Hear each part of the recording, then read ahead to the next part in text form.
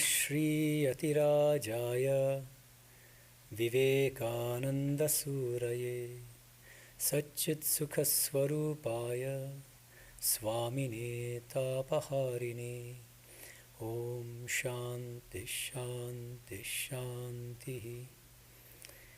We bow down to Swami Vivekananda, the king of all yogis, the son of the bliss of spiritual discernment, who is the embodiment of Satchitananda and the remover of all sorrow. Om, peace, peace, peace. Good morning, everyone. Thanks for making it out in spite of the tragic loss of 1 hour in the middle of the night. I suffered, I'll tell you that much.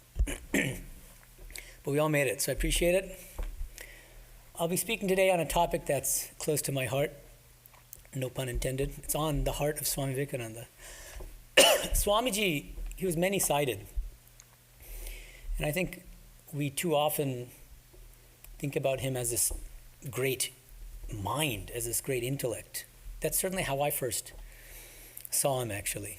But I want to focus on a completely different side of Swamiji, one that I would argue he valued even more than his head. He valued his heart more than his head. And he actually told Nivedita, Sister Nivedita, one of his disciples, toward the end of his life. She recorded this in My Master as I Saw Him. He said that Ramakrishna, his guru, while seeming to be all bhakti, was really within all jnana. Within he was a jnani, a knower of Brahman.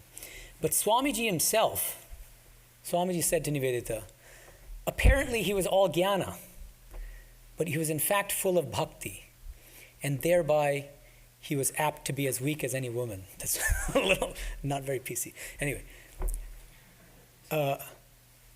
when you read the complete works, it's 9 volumes, and it's comprised primarily of his public lectures, his discourses, and his classes.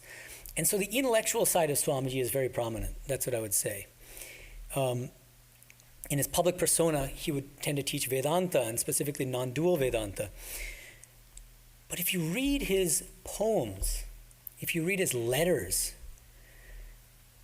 if you listen to the kinds of songs that he would sing, you find many of them recorded in the Gospel of Sri Ramakrishna.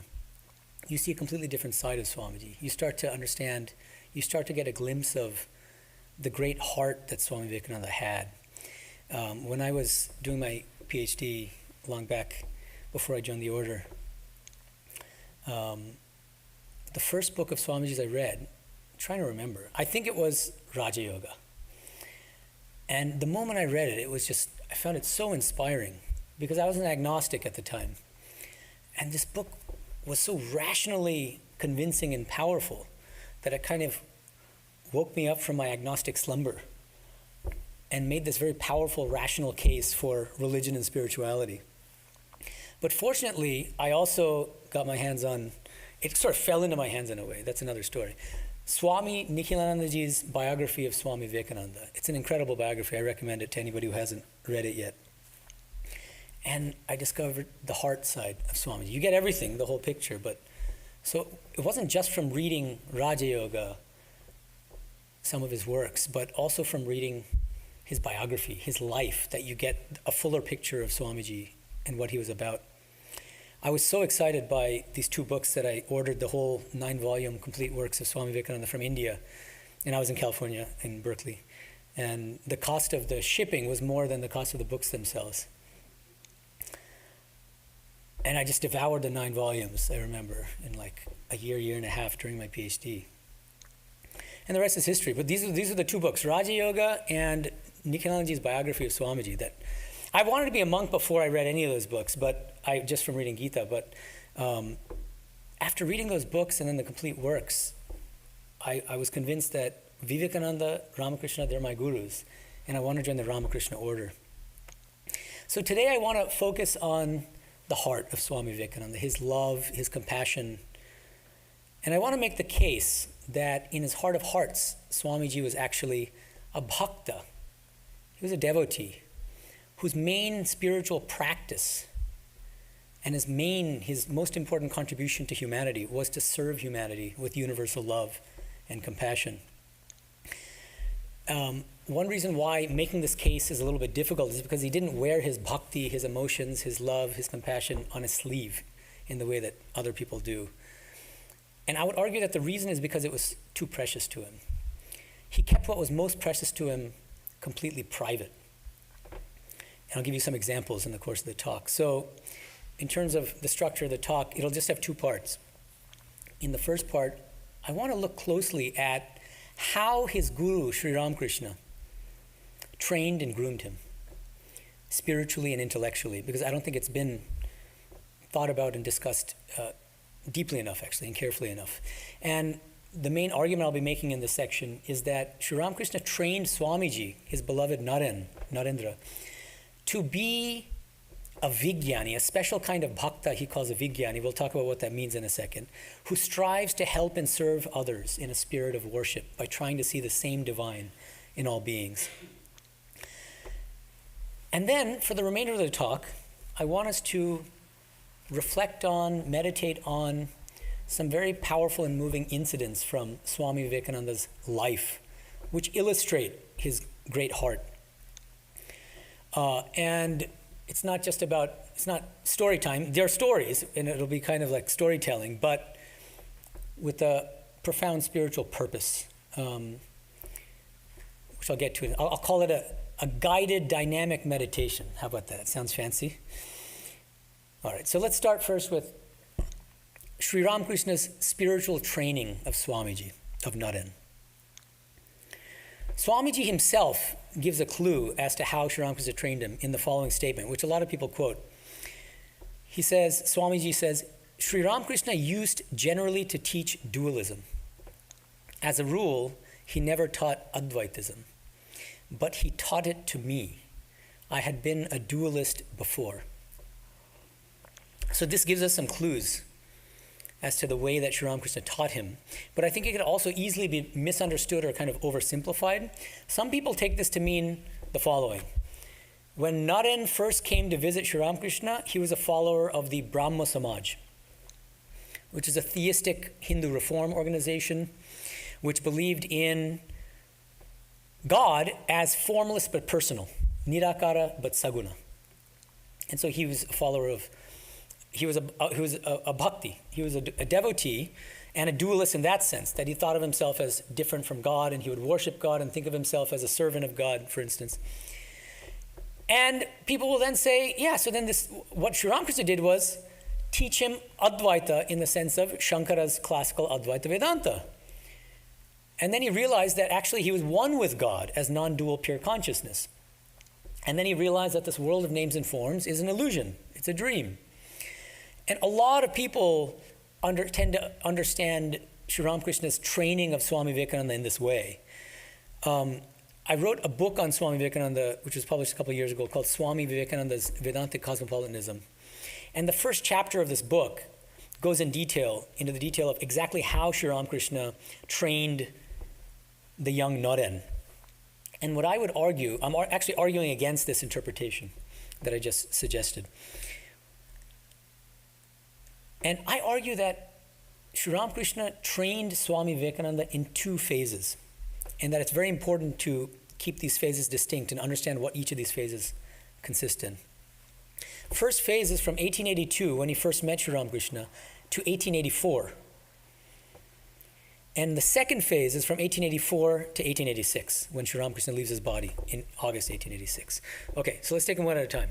Phase 1, 1882 to 1884. He was a follower of the Brahmo Samaj. What did Sri Ramakrishna do? Very quickly, very shortly after meeting Naren, he's sitting with him alone and he touches him on the chest, and Naren has an extraordinary spiritual experience, which he later would describe as an Advaitic state of Nirvikalpa Samadhi, at least the beginning, the onset of Nirvikalpa Samadhi, where he says, I literally saw everything around me vanishing, just disappearing, the trees and the cars and the people. Not cars, sorry. It's anachronistic. And what text did Sri Ramakrishna tell him to read at that time, in that phase 1? Sri Ramakrishna owned a few texts. He owned the Bible. He owned a copy of a text called Muktiyataha Shadon in Bengali by Bipin Bihari Ghoshal, which means liberation and its spiritual practices. He owned that. And he also owned a copy of Ashtavakra Samhita. It's a hardcore classical Advaitic text. And he would have Naren read out loud from that text and teach him about it. So in this phase one, Sri Ramakrishna is encouraging Swamiji, not only through scriptural teachings, but primarily through giving him imparting these extraordinary non-dual spiritual experiences to him, to move away from his Brahma Samaj theism, this dualistic theism, looking at yourself as a servant and looking upon God as separate from you, and to accept instead the classical Advaita Vedanta of Shankara's tradition. Okay? Swamiji, though, was not an easy nut to crack, and he was very resistant. And one day, and he could be, if he was critical of something, he could be quite scathing. And so one day, he's still a Brahma Samaj follower, even after sometime after meeting Sri Ramakrishna. He's talking with a friend, and he's making fun of Sri Ramakrishna's teachings, non-dual teachings, and saying, can you believe what this person's saying? This jug is God, this cup is God, and we too are God. This is crazy. Because from the standpoint of the Brahma Samaj, this is strictly speaking blasphemy. Because you're saying that you're identical with God, and how dare you say you're identical with God? How can you be identical with God? And pantheism, which is this terrible doctrine that everything is God, how can that be true? Ramakrishna says, what are you talking about? Touches him on his body. And immediately, Naren, his mind goes into a different spiritual state altogether. And Swamiji himself explained what happened as follows. It's extremely important to follow the language here. That's why I'm going to read it carefully. That day, my mind underwent a complete revolution at the marvelous touch of the Master. I was stupefied to find that there was really nothing in the universe but God. Ishwar bhinno bishwa brahmanda unno kichui arnai. Everything I saw was God. I sat down to take my meal, but found that everything, the food, the plate, the person who served, and even myself was nothing but God. From then on, I kept having the same experience no matter what I was doing, eating, sitting, lying down, or going to college. When that first intoxication lessened a bit, his exact words, when that first intoxication lessened a bit, the world began to appear to me as a dream. যখন পূর্বোক্ত আচ্ছন্ন ভাবটা একটু কমিয়া যায় তো তখন জগৎটাকে স্বপ্ন বলিয়া মনে হয়তো. This state of things continued for some days. So this incident is from the Leela Prasanga, by the way, Sharadanaji's biography of Sri Ramakrishna. This state of things continued for some days. When I became normal again, I realized that I must have had a glimpse of the knowledge of Advaita. Advaita Vigyaner Abhash. He got a glimpse of Advaita Vigana. That's the exact language he uses, Advaita Vigana. Then it struck me that the words of the scriptures were not false. Thenceforth, I could not deny the conclusions of the Advaita philosophy. So this is really remarkable. Swamiji seems to be saying that it was this very special spiritual experience of non-duality that finally convinced Swami Vivekananda of the truth of Advaita Vedanta. Okay, but what's striking is this experience is kind of phenomenologically multifaceted. It's experientially rich because he begins by having experience of all names and forms as Brahman. And then he says, but when that intoxication lessened a bit, then I started looking upon these names and forms as a dream, as an illusion. So what I would suggest is Sri Ramakrishna at one stroke, at one touch, gave his beloved Naren, two different non-dual spiritual experiences, one after the other, which Sri Ramakrishna himself would refer to as Vigyana and Jnana, respectively. So he gave him, this Vigyana experience is seeing all the names and forms as Brahman. The Jnana experiences, you realize your own nature as non-dual pure consciousness, as Brahman, non-dual Brahman, but you look upon the world as a dream. That's his own language. The world began to appear to me as a dream. Whereas it wasn't a dream in the earlier non-dual spiritual experience. So now, what happens? Swamiji, it was a kind of Advaitic lightning bolt, and it dazed him and it kind of confused him to a certain extent. And it was a lot to assimilate. And at first, he took it to mean The truth is classical Advaita Vedanta. Brahma Satyam Jagat Mithya. Non-dual Brahman alone is real. This world is a dream. He didn't focus so much on the first part of that experience. Okay. And he would still, he would not accept Sri Ramakrishna's visions of God, of Mother Kali. He thought he was kind of crazy, talking to Mother Kali all the time. He literally said, he would tell Sri Ramakrishna, the forms of God that you see are a fiction of your mind. He would tell him. Sri Ramakrishna would just listen and smile and just... So that first phase is a movement away from Brahma Samaj theism to classical Advaita Vedanta. Okay? To the view that the only truth is non-dual pure consciousness, everything else is a dream. But then we enter into phase 2. And it's hard to give exact dates, precise dates, but one crucial date here in moving from phase 1 to phase 2 is February 25th, 1884. And what's significant about the date? His father dies. And his father was wealthy, he was a lawyer, but not very financially prudent, and really left nothing for his family. And so his family was immediately plunged into poverty. And Naren is the oldest son, so now he's in trouble. He has to look after the family. So he's in dire straits. He goes to Sri Ramakrishna, tells him the situation, says, please pray to your mother, because I know she loves you, you love her. Pray for my family's material welfare. Just the basic necessities, please. Sri Ramakrishna says, my boy, I can't make such demands, but why don't you go and ask the mother yourself? All your sufferings are due to your disregard of her. Because he's not accepting mother, right? We know that. He's making fun of Sri Ramakrishna. Swamiji agrees. This is how Swamiji himself describes what happened. About 9 o'clock, the master commanded me to go to the temple.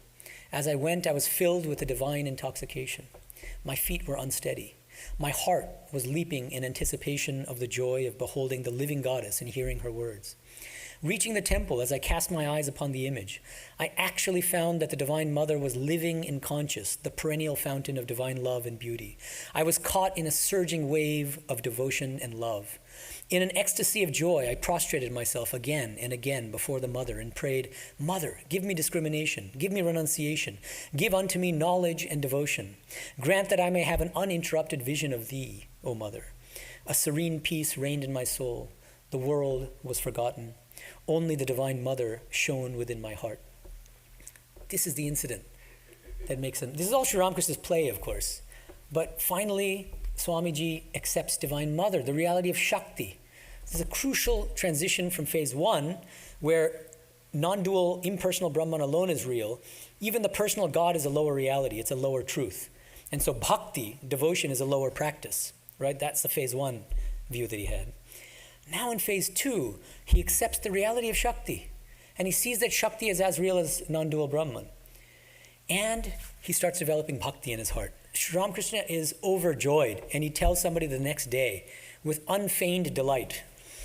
Naren would not accept the Divine Mother before, but did so yesterday. Isn't it wonderful that Narendra has accepted Mother? And many years later, 1899, he's talking to Sister Nivedita, and he says, how I used to hate Kali and all her ways. That was my 6 years fight because I would not accept Kali. Nivedita. But now you have accepted her specially, have you not, Swami? Swami. I had to. Ramakrishna Paramahamsa dedicated me to her. And you know, I believe that she guides me in every little thing that I do and just does what she likes with me. Yet I fought so long. I loved the man, you see, and that held me. I thought him the purest man I had ever seen. And I knew that he loved me as my own father and mother had not power to do. His greatness had not dawned on me then. That was afterwards, when I had given in. At that time, I thought him simply a brain-sick baby, always seeing visions and things. I hated it. And then I had to accept her too. So this is the beginning. And then you'll notice, if you study carefully, diachronically, which means chronologically, the way that Sri Ramakrishna is teaching Naren, what do you see? Look at the gospel. September 14th, 1884, so just months after his father dies. Sri Ramakrishna specifically addresses Naren and says, he teaches about jnana and vigana. He says the jnani says this world is a framework of illusion, But the person who is beyond both knowledge and ignorance describes it as a mansion of mirth, mojakuti. That person sees that it is God herself who has become the universe, all living beings, and the 24 cosmic principles. This is called vigana. Mere dry knowledge is like an ordinary rocket. It bursts into a few sparks and then dies out. But the knowledge of sages like Narada and Shukadeva is like a good rocket. For a while it showers balls of different colors and then it stops. Again it throws out new balls and again it stops. And thus it goes on. Those sages had prema for God, supreme love of God. Prema is the rope by which one can reach Satchit Ananda. What is Sri Ramakrishna saying? In phase 1, he moved him away from the Brahma Samaj theism, this kind of dualistic bhakti, to accept classical Advaita Vedanta. Brahma Satyam Jagat Mithya. What are the 3 core doctrines of Shankara school? Number 1, the ultimate reality is only nirguna, impersonal, attributeless, non-dual, pure consciousness. Second, what's the status of this world? It's an illusion, like an illusory snake superimposed upon a real rope. Third, the only direct path to liberation is Jnana Yoga, the path of knowledge. Okay? These are the core doctrines of Shankara's classical Advaita. Which means what? That Shakti, the personal God, is ultimately not real. It doesn't exist. And this world of names and forms is also not real. By contrast, in Sri Ramakrishna says, when you attain the state of Jnana, you'll feel that. And you'll kind of intuitively accept that philosophy. Then he says, some great souls, after attaining the state of Jnana, ascend to a greater spiritual state, which he calls vigana. Okay, and this is what I call Sri Ramakrishna's philosophy of Vijnana Vedanta, and it has these core doctrines in contrast to Shankara's. It's contrast, I don't mean that they're opposites, but the idea is that it's vaster, it's broader than Shankara's philosophy. Number 1, it's a much more expansive conception of ultimate reality. Ultimate reality, according to Vijnana Vedanta, is not only the impersonal, non-dual Brahman or Atman, but it's equally Shakti, the personal God. Okay, Brahma Shakti, we can say. Second, the world, not an illusion. It's a real manifestation of Shakti, which means all these names and forms are also Shakti. That's what Naren experienced in that first phase of that special Advaitic spiritual experience that he had, that Sri Ramakrishna gave him, when he saw everything, all the names and forms as Brahman. So now Sri Ramakrishna is telling him, now remember the first part of that non-dual spiritual experience that you had, which you haven't fully appreciated. Third, all 4 of the yogas, Bhakti Yoga, Jnana Yoga, Karma Yoga, Raja Yoga, are direct paths to liberation.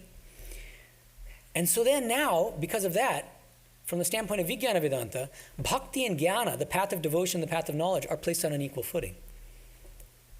Right? It's not that Bhakti is a lower practice anymore. And finally, what should you do, practically speaking, if you accept this philosophy of Vijnana Vedanta? You should serve and help others out of their spiritual ignorance.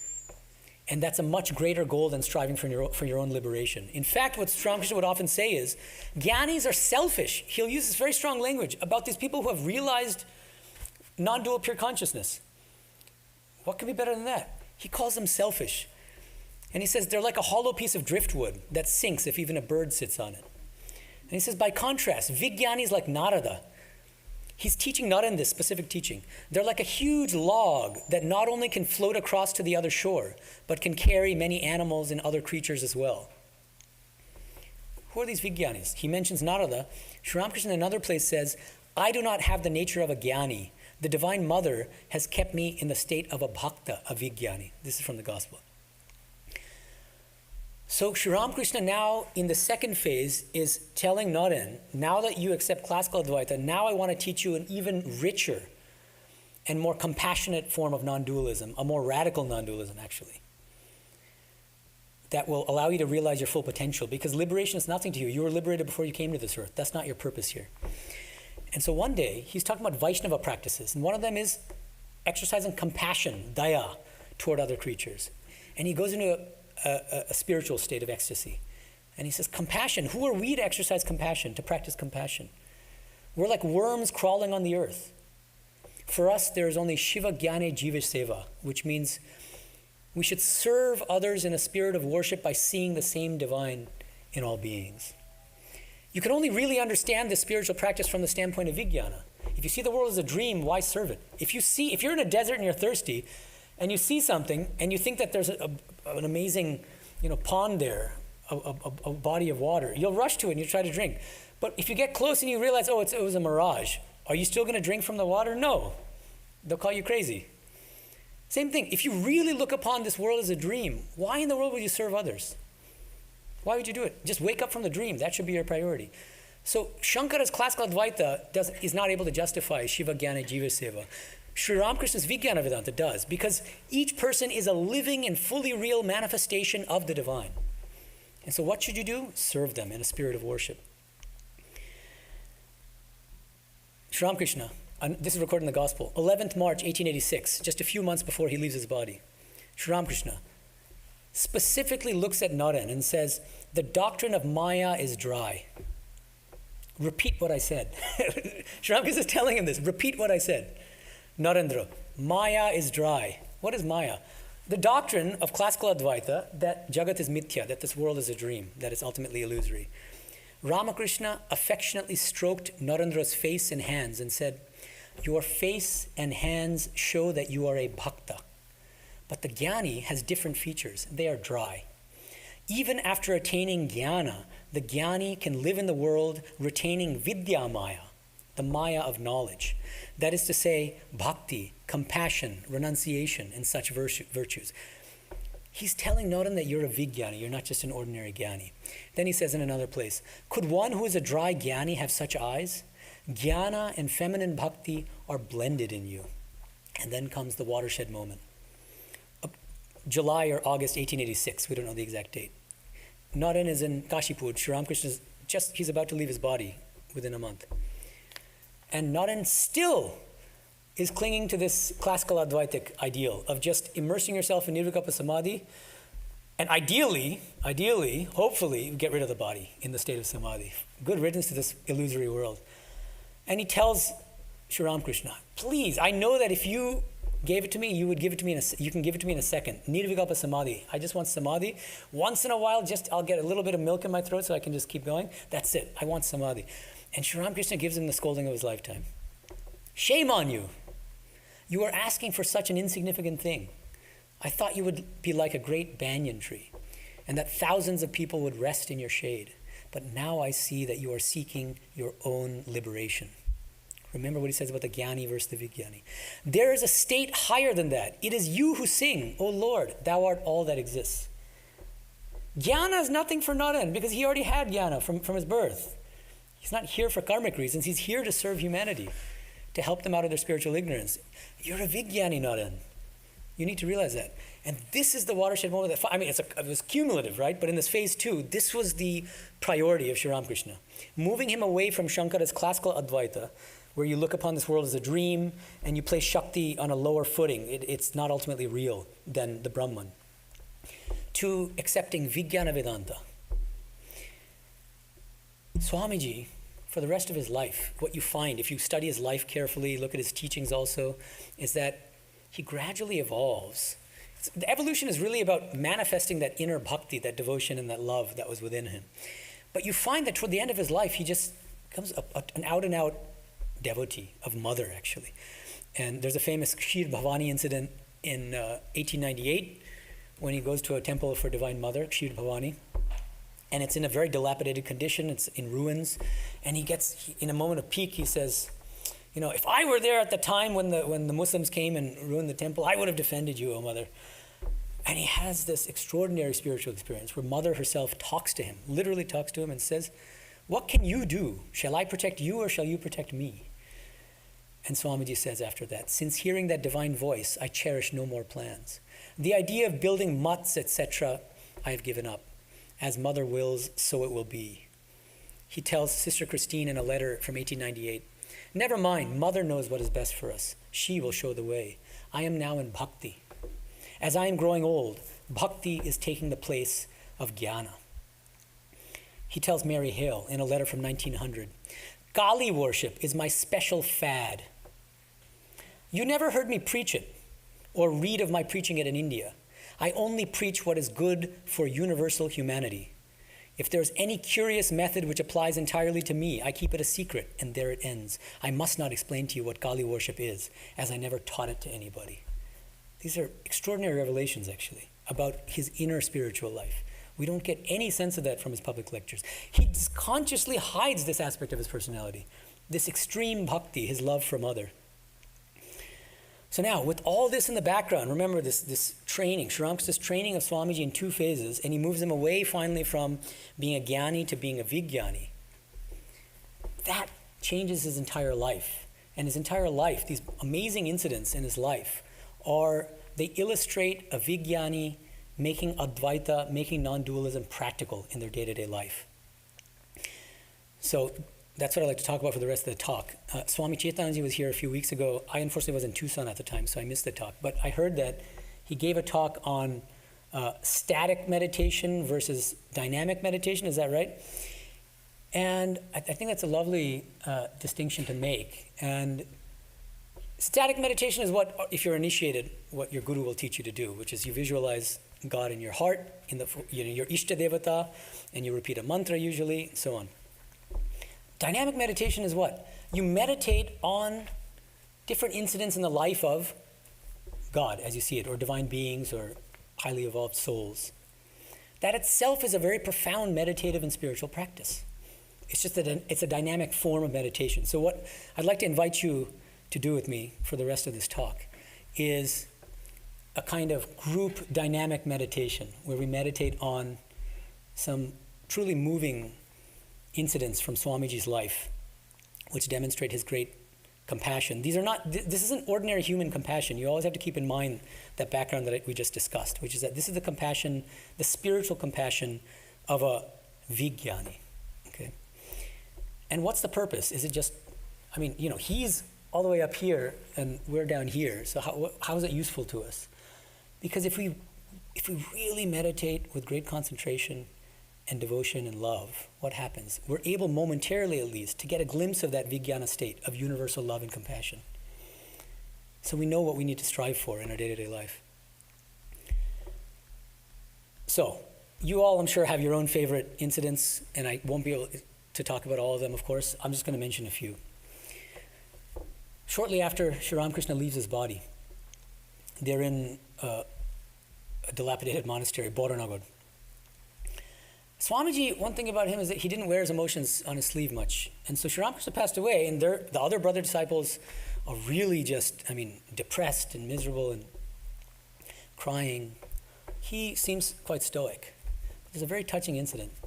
Premanandaji, one of his brother monastic disciples, he said this much later. He said, after the passing of Sri Ramakrishna, Swami Vivekananda used to cry secretly at night, remembering him.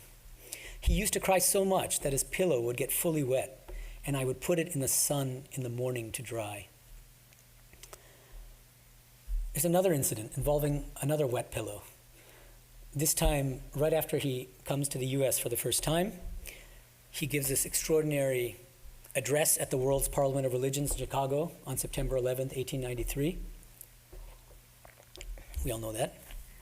Then he's invited to a very rich man's house that night to stay. And he's given this amazing, luxurious bed and bedroom. And instead of feeling happy, he becomes miserable. And he can't bring himself to even sleep on that bed. He's trying to, but then he starts weeping on his pillow. And I'll read the rest. As he retired the first night and lay upon his bed, the terrible contrast between poverty-stricken India and opulent America oppressed him. He could not sleep for pondering over India's plight. The bed of down seemed to be a bed of thorns. The pillow was wet with his tears. He went to the window and gazed out into the darkness until he was well-nigh faint with sorrow. At length, overcome with emotion, he fell to the floor, crying out, "O mother, what do I care for name and fame when my motherland remains sunk in utmost poverty? To what a sad pass have we poor Indians come when millions of us die for want of a handful of rice, and here they spend millions of rupees upon their personal comforts. Who will raise the masses in India? Who will give them bread? Show me, O mother, how I can help them." Another incident happens after Swamiji. I'm going roughly chronologically, but just roughly. He comes back to India after his first visit to America, and he's in Balaram Boshu's house. And he's on the veranda, walking on the veranda, alone. He doesn't know anyone's watching him. And Turiyanji sees him walking on the veranda, approaches him, but Swamiji still doesn't know he's there. After a little while, Swamiji began to hum a well-known song of Mirabai. the great female saint, with tears rolling down his cheeks. Then he covered his face with both hands, leaned on the railings, and continued to sing, this is the Mirabai song, "Oh, nobody understands my sorrow. He who does not bleed does not feel the pain." Narrating this incident, Swami Turiyanandaji later said, "His voice pierced my heart like an arrow, moving me to tears. Not knowing the cause of Swamiji's sorrow, I was very uneasy. But it soon flashed upon me that it was a tremendous universal sympathy with the suffering and oppressed that was a cause of his mood." Shortly thereafter, Swamiji is building this new organization, the Ramakrishna Mutt and Mission. He's starting Belur Mutt, and he's chalking out a new kind of monastic way of living that is grounded in social service. Atmano mokshatam jagadhitaya cha. Being a sannyasi is not just about striving for your own liberation, but also for serving humanity, jagadhitaya. Something that Sri Ramakrishna kept drilling into his head. And so he made that the basis of his order. And yet, what's striking is, his brother disciples, many of them weren't on board with what he was teaching. One of those dissenters was Yoganandaji. And Yoganandaji challenged him to his face. And he says, what you're teaching are these ideas you got from the West, ideas of social service and all this nonsense. Sri Ramakrishna didn't teach that. He taught bhakti. And instead of teaching Ramakrishna, you went and taught these other things.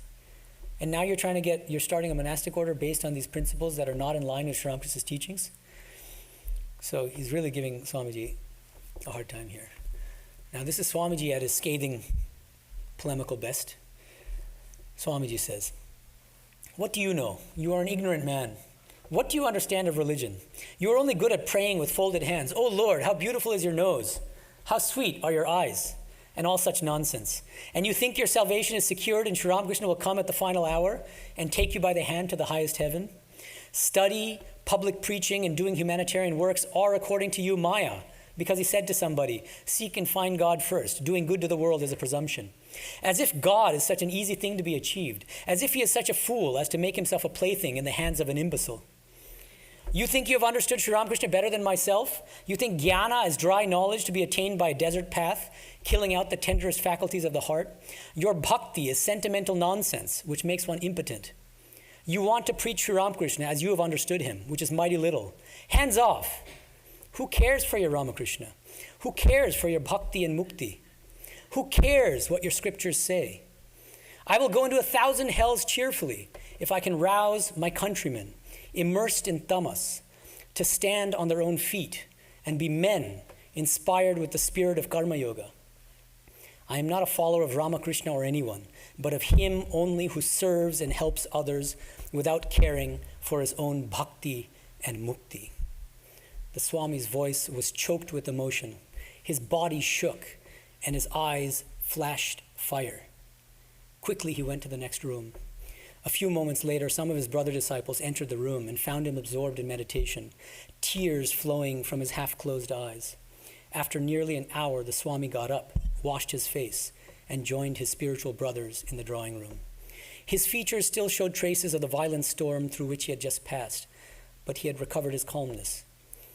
Swamiji said to them softly, when a person attains bhakti, his heart and nerves become so soft and delicate that he cannot bear even the touch of a flower. I cannot think or talk of Sri Ramakrishna long without being overwhelmed. So I'm always trying to bind myself with the iron chains of jnana, for still my work for my motherland is unfinished, and my message to the world not fully delivered. So as soon as I find that those feelings of bhakti are trying to come up and sweep me off my feet, I give a hard knock to them and make myself firm and adamant by bringing up austere jnana. Oh, I have work to do. I am a slave of Ramakrishna who left his work to be done by me and will not give me rest till I have finished it. And oh, how shall I speak of him? Ah, his love for me. So this is one of a number of incidents where Swamiji begins with a severe scolding, and then that sort of morphs into this extraordinary universal compassion. We'll come to another one a bit later in the talk. Swamiji, after Sri Ramakrishna taught him this practice of Shiva Jnana Jiva Seva, that you should serve others in the spirit of worship by seeing the same divine in everyone. Swamiji called this practice practical Vedanta, and that was one of the keynotes of the lectures he gave in the West. So in England in 1896, he gave a series of 4 lectures on practical Vedanta. In one of them he says, "What is more practical than worshiping here, worshiping you? I see you, feel you, and I know you are God. The Mohammedan says there is no God but Allah. The Vedanta says there's nothing that is not God. The living God is within you, and yet you are building churches and temples and believing all sorts of imaginary nonsense.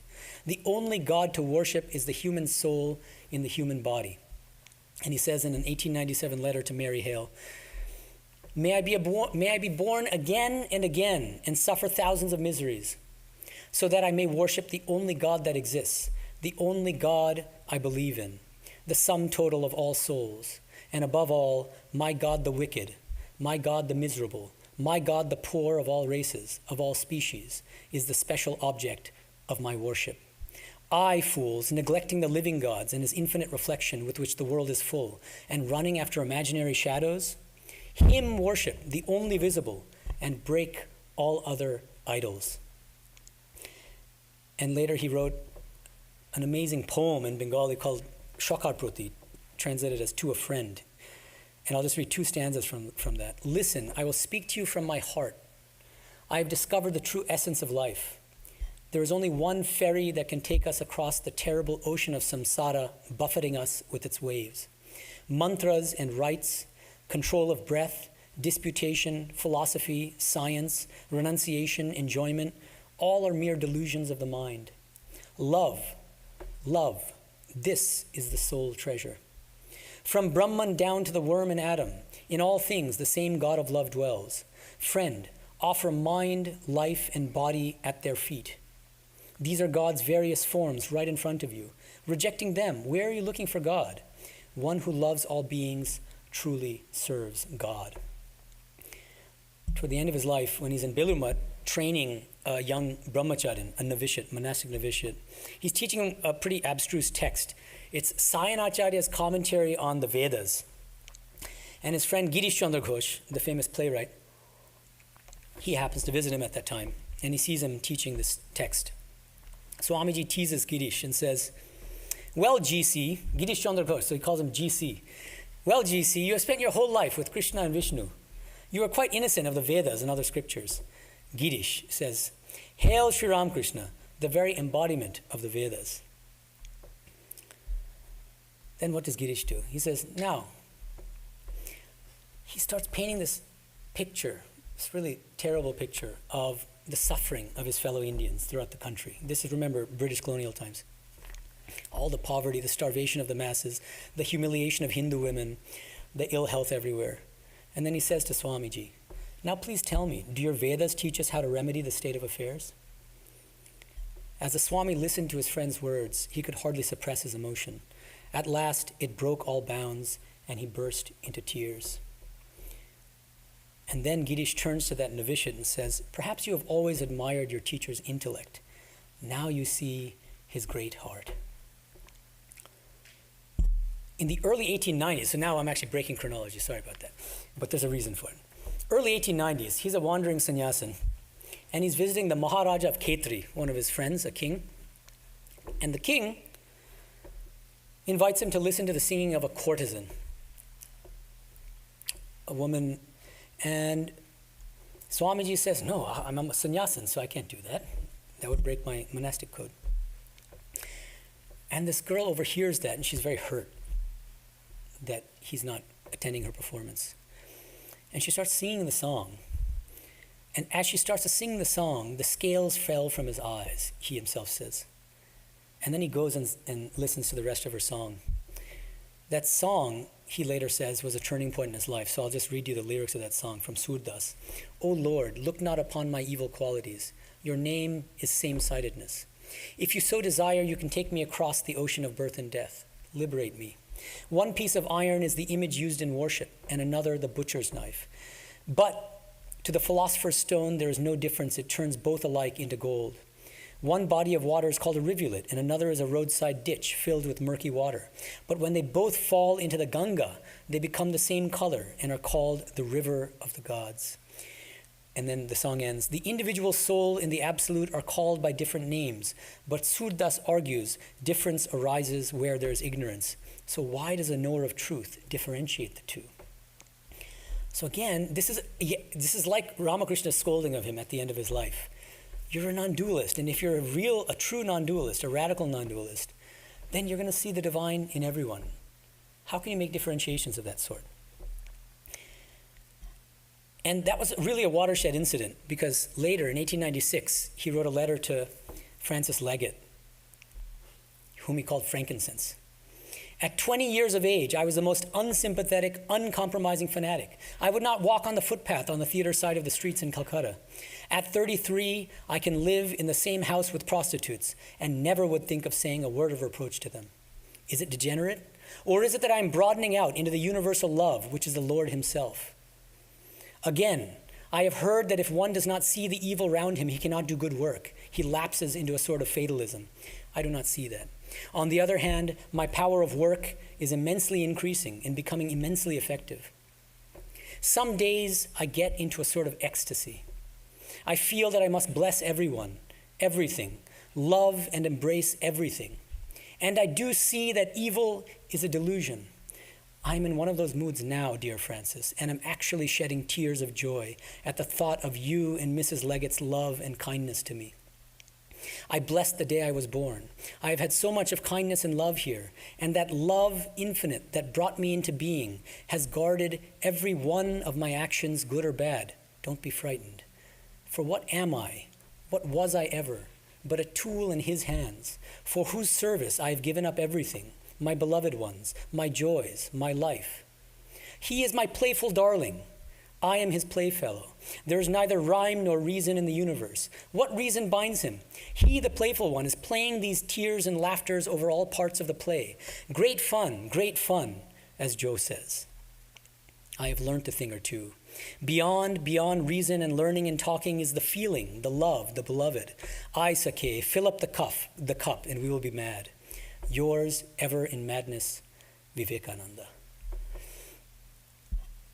Again, notice, it's always this spiritual outlook of the Vijnani informing this universal love, right? Since God is love, God is fundamentally Ananda, it's universal love. The closer we come to God, the more we're going to manifest that universal love for everybody. He, the playful one, is playing these tears and laughters over all parts of the play. Great fun. That's non-dualism. That's the kind of non-dualism taught to him by Sri Ramakrishna. And finally, I'm guessing that most of you have not even read this letter before.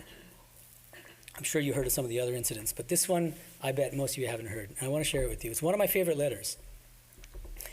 It's an 1899 letter to Sturdy, who was one of his British disciples who later turned against him.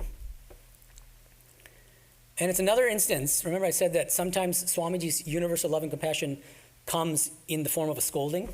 So this is one of these really interesting cases of that.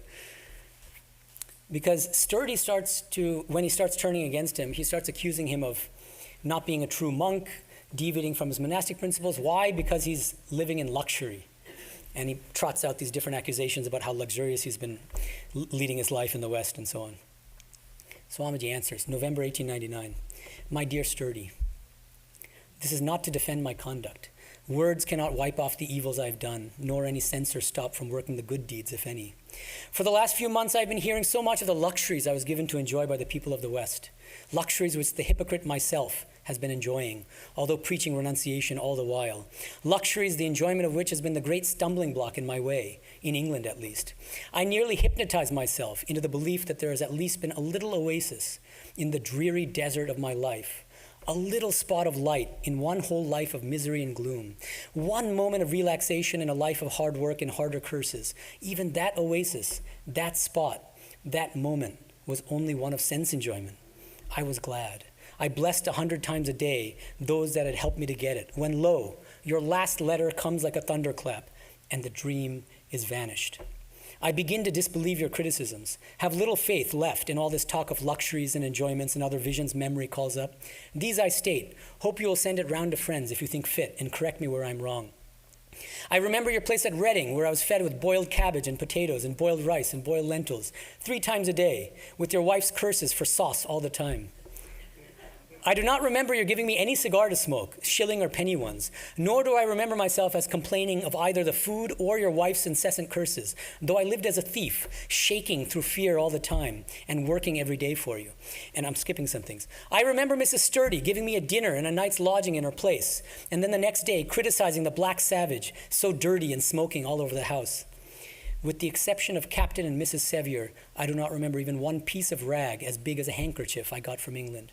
On the other hand, the incessant demand on my body and mind in England is the cause of my breakdown in health. This was all you English people gave me, whilst working me to death. And now I am cursed for the luxuries I lived in? Whosoever of you have given me a coat, whosoever a cigar, whosoever a bit of fish or flesh, whosoever of you dare say I asked food or drink or smoke or dress or money from you? Ask, Sturdy, ask for God's sake, ask your friends, and first ask your own God within, who never sleeps. On the other hand, I remember in England Captain and Mrs. Sevier, who have clad me when I was cold, nursed me better than my own mother would have, borne with me in my weakness, my trials, and they have nothing but blessings for me. And that Mrs. Sevier, because she did not care for honors, has the worship of thousands today. And when she is dead, millions will remember her as one of the great benefactresses of the poor Indians. And they never cursed me for my luxuries, though they are ready to give me luxuries if I need or wish. The clouds of autumn make great noise, but send no rain. The clouds of the rainy season, without a word, flood the earth. See, Sturdy. Those that have helped or are still helping have no criticism, no curses. It is only those who do nothing, who only come to grind their own axes, that curse, that criticize.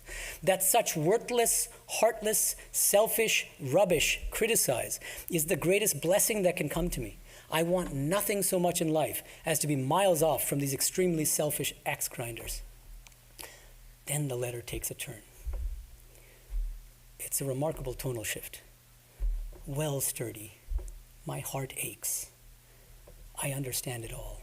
I know what you are in. You are in the clutches of people who want to use you. I don't mean your wife. She is too simple to be dangerous. But, my poor boy, you have got the flesh smell, a little money, and vultures are around. Such is life. You said a lot about ancient India.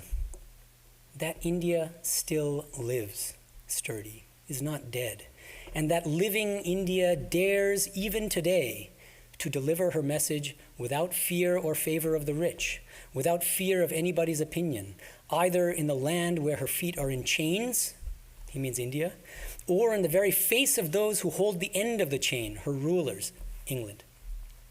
That India still lives, Sturdy. India of undying love, of everlasting faithfulness, the unchangeable, not only in manners and customs, but also in love, in faith, in friendship.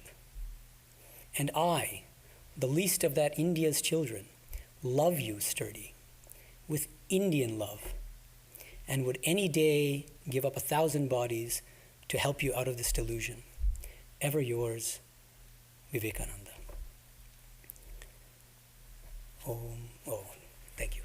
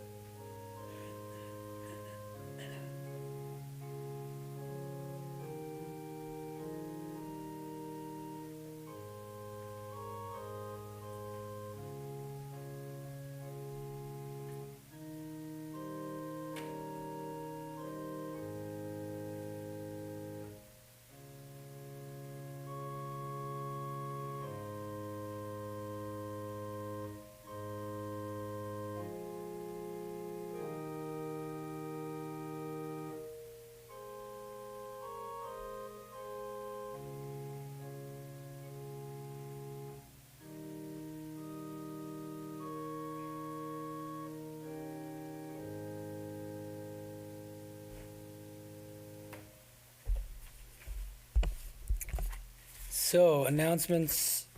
It's the 9th today.